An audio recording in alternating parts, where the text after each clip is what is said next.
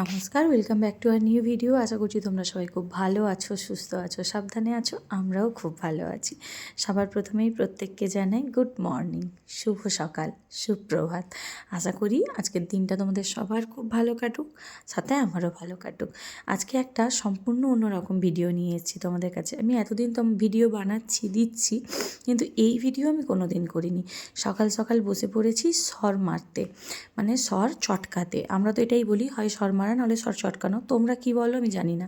ওই স্বর বেশ 10-15 দিন ধরে জমিয়ে স্বর থেকে ঘি হবে। তো দেখতেই পাচ্ছ স্বরটা এখানে, মানে আমি ঘাঁটতে এটা একদম পাতলা হয়ে গেছে। তারপর ঠিক এটাকে কনস্ট্যান্ট ঘেঁটে যেতে হয়। হয়তো তোমরা অনেকেই জানো, কিন্তু যারা জানে না তাদের জন্য আজকের এই ইনফরমেশান ভিডিওটা। তো ঘি খেতে আমরা সবাই ভীষণ ভালোবাসি। আমিও পছন্দ করি, বিন্দিও পছন্দ করে, বিন্দির বাবাও পছন্দ করে।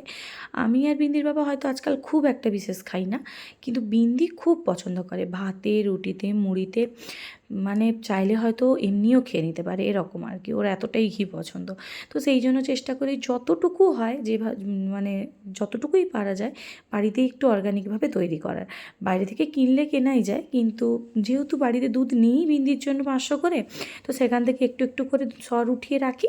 সেই সরটা থেকে আমি বানাই। আমাকে একটু টাইম লাগে, বেশি দিন, প্রায় 20-25 দিন মতো করে সরটা জমাতে হয়। ফ্রিজেই জমাই। তো দেখো, প্রথমের দিকে পাতলা ছিল, তারপর আস্তে আস্তে স্ট্রাকচারটা চেঞ্জ হয়ে হয়ে একদম দানা দানা মতো হয়ে গেছে।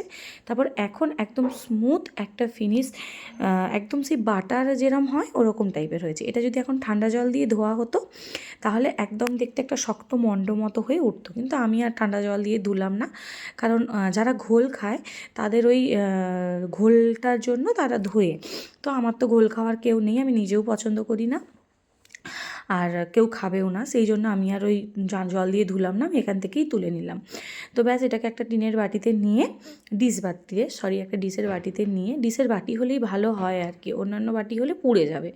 দিয়ে এটাকে একদম সিম আছে, মানে গ্যাসের যে দুটো বার্নার হয়, একদম ছোট যে বার্নারটা, ওই বার্নারটার মধ্যে একদম গ্যাসের ফ্লেমটা সিমে করে বসিয়ে রেখে দিতে হবে। আমি প্রথমটা একটু বসিয়েছিলাম যাতে করে একটু ফুটটা চলে আসে। ওই যে দেখতে পাচ্ছ সাইডে সাইডে বাবেল বাবেল মতো হয়ে গেছে। তো ওইটা চলে আসার পর আমি গ্যাসটাকে একদম সিমে করে দিয়েছিলাম। এরপর যেটা হবে, যদি তোমাদের কারোর কাছে লেবু পাতা থাকে হাতের কাছে, তাহলে তোমরা এখানে লেবু পাতা ব্যবহার করতে পারো। আর যদি কারোর হাতের কাছে না থাকে সেক্ষেত্রে না দিলেও চলে, তবে লেবু পাতা দিলে একটা অন্যরকম ভালো গন্ধ বেরোয় আর কি। মানে ঘি তো সচরাচর 1-2 দিনে শেষ হয়ে যাওয়ার নয়, একটু বেশি দিন ধরে থাকে। তো সেক্ষেত্রে লেবু পাতাটা দিলে মানে একটু ভালো স্মেলটা থাকে, খুব একটা তাড়াতাড়ি গন্ধ হয় না। তো আমি মোটামুটি বেশ অনেক দিন ধরেই ঘি বানাই। অনেক দিন ধরে বলতে মানে ধরো, হ্যাঁ, হয়ে গেল তাও 2-2.5 বছর, মানে যবে থেকে বিন্দির জন্য দুধ নিচ্ছি তবে থেকেই ঘি আমরা ছোটো থেকেই দেখে এসেছি। মানে আমি অন্তত বিশেষ করে, যে আমাদের বাড়িতে না, বাবার বাড়িতে প্রচুর গরু ছিল, তার সাথে ছিল একটা জার্সি গরু। প্রায় দুধ দিত না করে হলেও কড়া। তো আমার বাবার বাড়িতে কোনো দিনও ঘি কিনে খাওয়া হয়নি, ইনফ্যাক্ট আজও কিনে খাওয়া হয় না। এখন কিন্তু ঘি মা মানে দুধ কিনে, তা সত্ত্বেও মা ওই দুধ থেকেই সর তুলে ঘি বানায়। একটু সময় লাগে, আগে হয়তো 5 দিনে 7 দিনে হয়ে যেত, কিন্তু এখন একটু সময় লাগে। তো এই যে এখানে দেখছো আমি দুটো লেবু পাতা আমার হাতের কাছে ছিল যেহেতু, আমি নিয়ে এসেছি। এসে ভালো করে ধুয়ে একটু জলটা ঝরিয়ে নিয়ে তারপর ঘিতে দিয়ে দিলাম। হাতে একটু জাস্ট একটু দোলে নিলাম হাতে।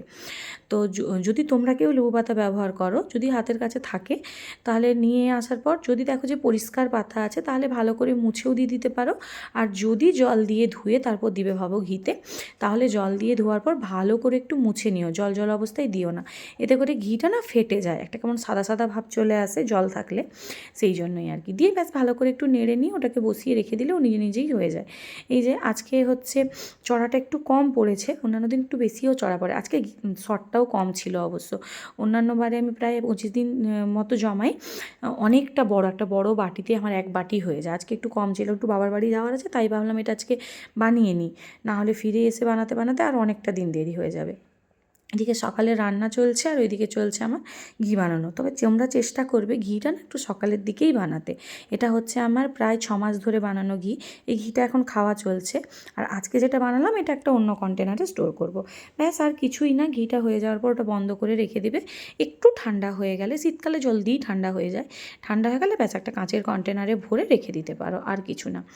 আর মানে ঘি তো বললাম যে একটু অর্গানিকভাবেই খাওয়ার চেষ্টা করি। এটাতে আসলে কোনো প্রিজারভেটিভ নেই, কিচ্ছু নেই, নিজে হাতে বানালাম। বিশেষ করে বিন্দি খুব খায় তো সেই জন্য। আর আরেকটা কথা যেটা বললাম যে ঘি তোমরা চাইলে একটু সকালের দিকেই বানিও, তাতে করে বলে কি চড়াটা কম পড়ে। আমি এটাই শুনে এসেছি মায়ের থেকে সব দিন। আজও মা ঘি বানায়। আমার বাবার বাড়িতে কোনো দিন ঘি কেনা হয় না, আজকাল আমিও আর কিনি না, যেটুকু বানাই ওইটুকুই খাওয়া হয়। তো ওই জন্যই বললাম যে সকালের দিকে বানিও, তাহলে সুবিধে হবে। আমি একদম সকালবেলা সকালের রান্না করছি, মানে দুপুরের রান্না করছি, তার সাথে হচ্ছে ঘিটাও বানিয়ে নিলাম। তাহলে চলো আজকের এই ইনফরমেশন ভিডিওটা এই পর্যন্তই।